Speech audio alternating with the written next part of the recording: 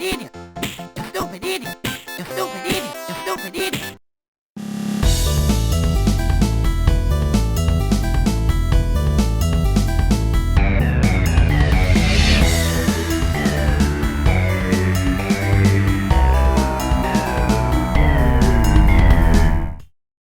It didn't matter if you were a kid or an adult back in the early to mid 90s, everybody knew about Ren and Stimpy.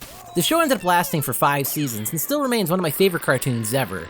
There was also the adult party cartoon stuff, but we're not gonna talk about that stuff today, so let's forget it exists. The story is simple enough. You see, Stimpy builds an invention called the Mutate-O-Matic, which is supposed to turn ordinary household garbage into food.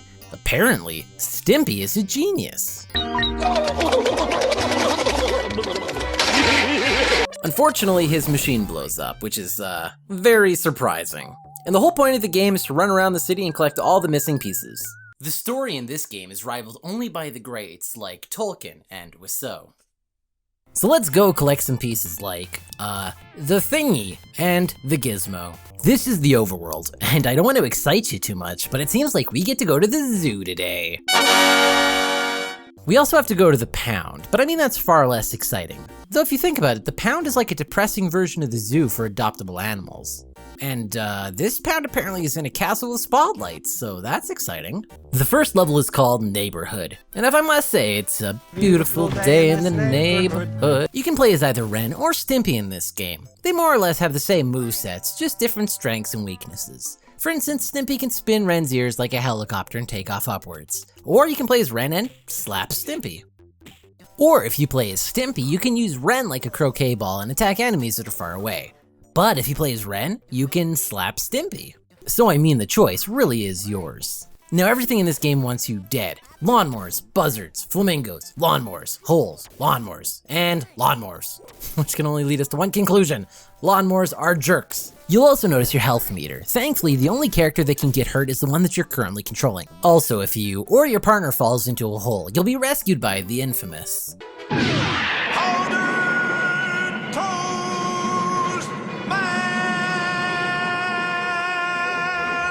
All we have to do is cling tenaciously to his buttocks and he will fly us to safety. Now that we're well acquainted with the mechanics, we can move on to the next part of the stage. This house. When we go inside, the enemies become these weird green blob creatures. Also, there's a horse holding this door open, and in case you were wondering, his name is Mr. Horse.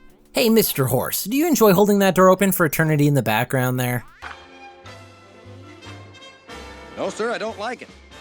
The kitchen is a very simple level. I mean, it's just literally 2 flat lines. That's the entire level. Also, you can throw Stimpy's nose from the bottom level up to the top one to kill some enemies. Man, that nose bounces a lot. Then you make it to the fridge. Just a friendly reminder that we started off outside a trailer home. Then we went inside a house, and now we're going inside of a freezer. This is logical progression at its finest. Now this freezer comes equipped with all the typical things you would find in your standard freezer. Chickens, eyeballs, and walruses. You know, the standard. I have corn.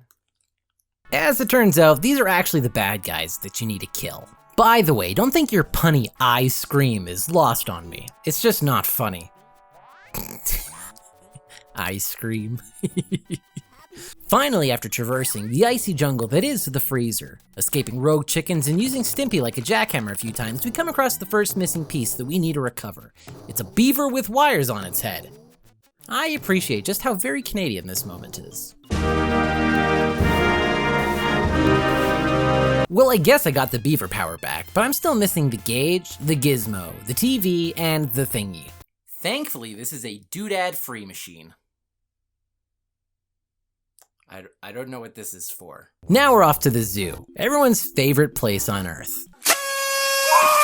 The first enemy we come across is a hippo with a big bird on his back. Apparently in this zoo, you jump on the animals, which is not something I recommend doing in a real zoo. This level is more of a platformer than the first because you basically have to jump from one hippo to the other without touching the water. Why can't you touch the water? Because it hurts you. Just like in every other video game apparently. After the pool of hippos, you'll come across a few adorable, giant, flesh-eating giraffes. This right here, this is terrifying. This isn't a very diverse level. After you pass these drafts, you make it to the next part of the stage, the monkey house. There are a lot of monkeys in here. Unfortunately, there's no Donkey Kong, just the types of monkeys whose face do this when you hit them between the legs. This part of the stage is actually pretty fun. This is the first part of the game with multiple paths. You can either take your chances along the floor with the monkeys, or you can climb up to the top of the cage and try your hand at leaping from platform to platform. Unfortunately, it doesn't last very long. After the area with the monkeys, you make it to the aviary. Though I would probably call that a bird cage, but whatever. Well, I'll be. This place looks a lot nicer from the inside, that's for sure. In this part of the stage, you float around. And how do you propel yourself forward, you ask? Well, Fart jokes. This part of the game is very similar to Earthworm Jim when you're in the submarine, but this is way easier. The missing part in this stage is the gauge, which I remind you blew up at Stimpy's house, which came all the way down to the zoo, all the way through the monkey house and into the bird cage, just to be lodged in a vine at the back of the cage.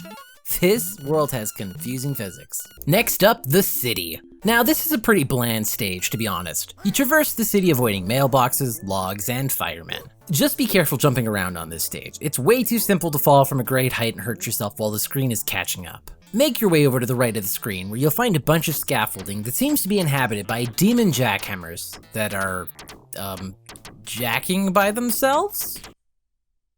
No. Just keep going to the right until you make it to the end of this part of the stage. Now we're on a bike getting chased, though I don't know why. But what I've gathered is this guy back here is trying to kill me, and I don't want to die. So instead I'll pedal and jump on cars driven by Mr. Horse again. This part of the level doesn't last long, just keep jumping on cars until you make it to the giant downhill section. Rolling around at the speed of sound. Got places to go, got to follow my rainbow. Now that you're going downhill, you better have some quick reflexes to make it over these potholes. At the very bottom of the hill is the next missing piece that we need, the thingy. Next up, the pound. This level is depressing.